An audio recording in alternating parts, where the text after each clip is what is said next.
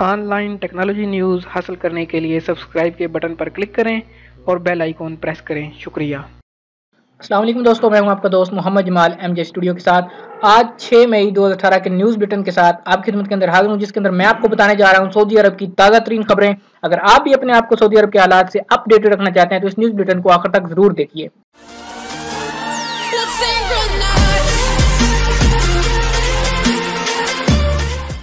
سعودی قیادت کا صدر ہند سے اظہار تعزیت و ہمدردی۔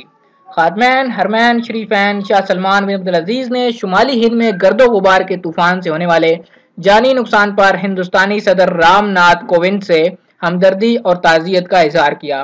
طوفان میں درجنوں افراد ہلاک اور زخمی ہو گئے تھے۔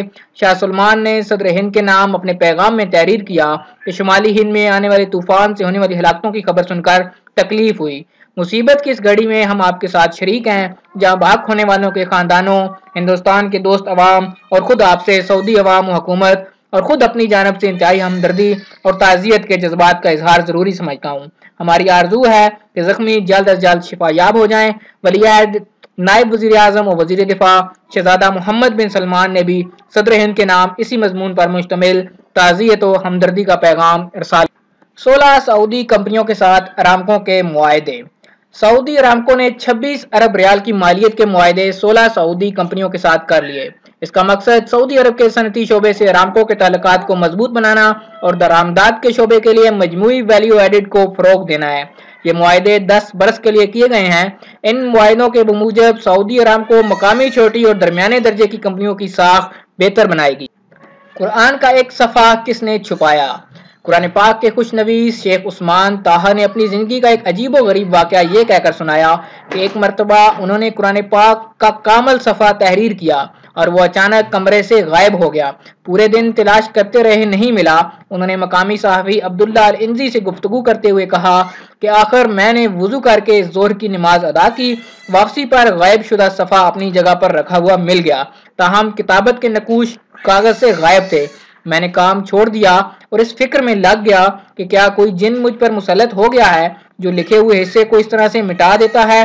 اگلے روز فجر کی نماز کے لیے جاتے وقت مجھے بزرگوں کی نصیحت یاد آئی کہ جب بھی تم کوئی اہم چیز لکھو تو روشنائی میں تھوڑا سا شہد ضرور شامل کر لیا کرو، اس سے خط میں ایک چمک آ جاتی ہے۔ اس کے بعد سے میں لکھتے وقت اس بات کا بڑا دھیان رکھتا ہوں۔ سعودی بچیاں فلوریڈا پولیس کی تحویل میں۔ فلوریڈا کی پولیس نے 5 سال اور 7 ماہ کی سعودی بچیوں کو اپنی تحویل میں لے لیا۔ مقامی عدالت نے ان دونوں کو پولیس کے تحفظ میں دینے کا حکم اس بنا پر جاری کر دیا تھا کیونکہ ان کی بابت اسمگل کیے جانے کے خدشات ظاہر ہوئے تھے۔ پولیس ترجمان باسم الشریف نے بتایا کہ ماں نے بچیوں کو مقامی پولیس کے حوالے کر دیا۔ اس موقع پر ماں کا وکیل بھی موجود تھا۔ دونوں بچیاں صحت مند ہیں۔ ان کے باپ کو گزشتہ ہفتے ماں پر تشدد کی بنا پر گرفتار کیا گیا تھا۔ عدالتی ریکارڈ کے مطابق میاں بیوی کے درمیان گزشتہ ہفتے گھر میں جھگڑا ہوا تھا۔ شوہر نے بیوی کے چہرے اور گردن پر وار کیے تھے۔ پولیس افسر جائے وقوع پہنچا تو خاتون نے علاج لینے سے انکار کر دیا تھا۔ خاتون کی گردن پر زد و کوب کرنے کے نشانات نمایاں تھے۔ پولیس نے ملزم کو ضمانت کے بغیر رہا کر دیا تھا، تاہم اس نے خدشہ ظاہر کیا تھا کہ ماں باپ بچیوں کو سعودی عرب بھجوا دیں گے۔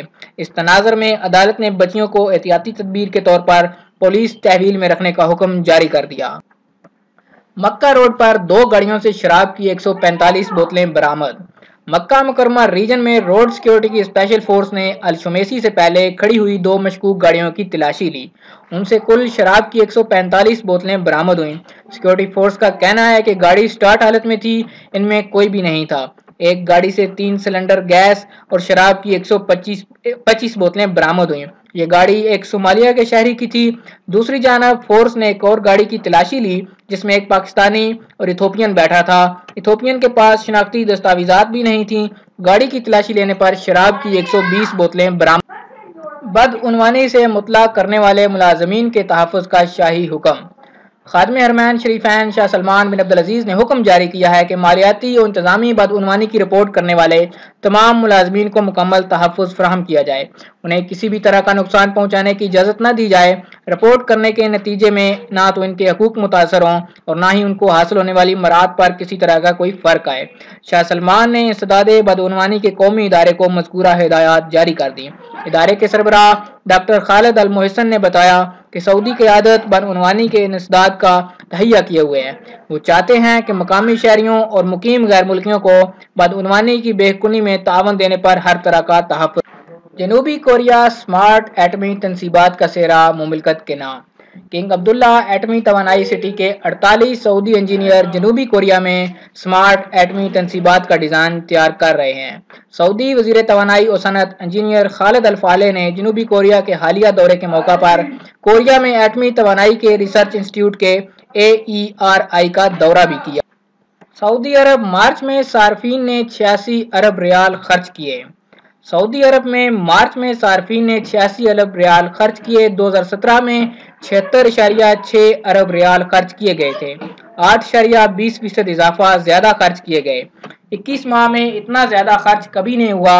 سعودی عرب میں صارفین نے رواں سال کی پہلی سہ ماہی کے دوران 236.8 ارب ریال خرچ کیے۔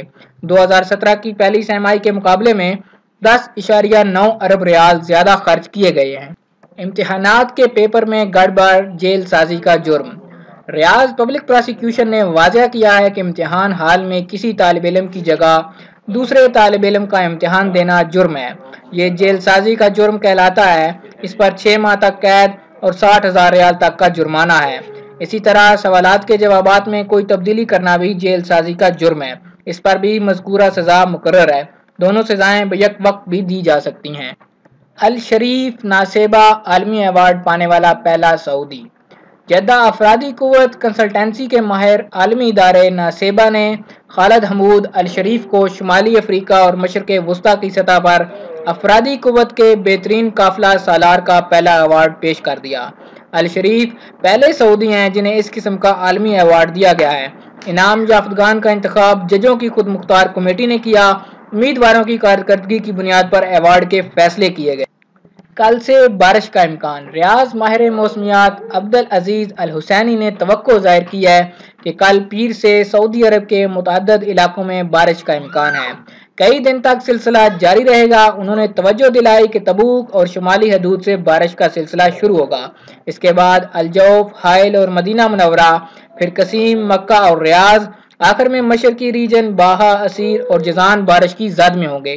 کہیں بوندا باندی، درمیانے درجے اور کہیں موسلادھار بارش ہو سکتی ہے۔ مکہ کے اسکولوں میں امتحانات شروع۔ مکہ مکرمہ کے سرکاری اور نجی اسکولوں نیز تعلیم بالغاں کے اداروں میں آج اتوار کو 180,000 سے زیادہ طالبات و طلباء کے امتحانات شروع ہو گئے۔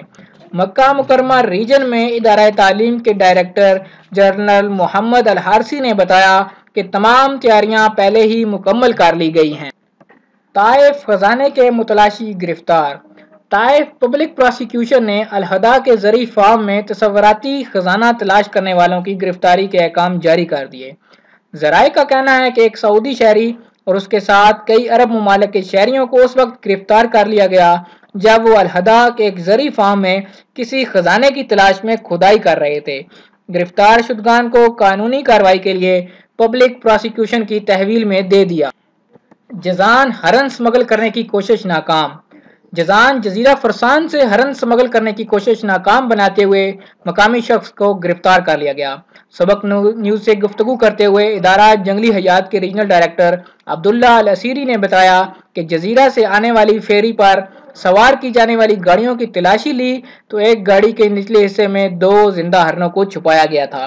تفتیشی کمیٹی نے فوری طور پر گاڑی کے سعودی مالک کو گرفتار کر کے اسے کمیٹی کے سپرد کر دیا۔ اسیری نے مزید بتایا کہ جزیرہ فرسان پر پائے جانے والے ہرن انتہائی نایاب ہیں جنہیں الادمی کہا جاتا ہے، جن کی حفاظت کے لیے محکمہ جنگلی حیات کی جانب سے خصوصی انتظامات کیے جاتے ہیں تاکہ لوگ ان کا شکار نہ کریں۔ ہرن سمگل کرنے والے کے خلاف مقدمہ درج کر کے اسے متعلقہ تھانے کے سپرد کر دیا۔ مدینہ منورہ میں جیلی موبائل اور پارٹس برآمد، گودام سیل۔ وزارت تجارت کی تفتیشی ٹیموں نے گودام پر چھاپہ مار کر بڑی مقدار میں جیلی موبائل اور دیگر سپیئر پارٹس برآمد کر لیے۔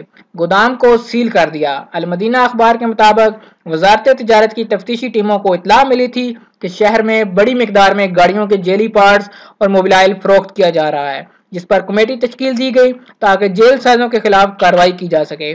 تفتیشی ٹیموں نے ایک گودام پر چھاپہ مارا جہاں غیر ملکی کارکن موجود تھے۔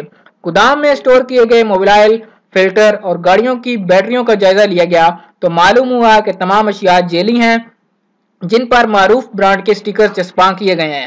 اس ضمن میں تفتیشی ٹیم کے ذمہ دار کا کہنا تھا کہ گودام سے 22,000 سے زائد جعلی پارٹس اور دیگر اشیاء برآمد ہوئیں۔ گودام کو سیل کر کے مالک کے خلاف جیل سازی کا مقدمہ دائر کر دیا گیا۔ دوستو یہ تھا آج 6 مئی 2018 کا سعودی عرب کے حوالے سے نیوز بلیٹن۔ امید کرتا ہوں کہ یہ خبریں آپ کو پسند آئی ہوں گی۔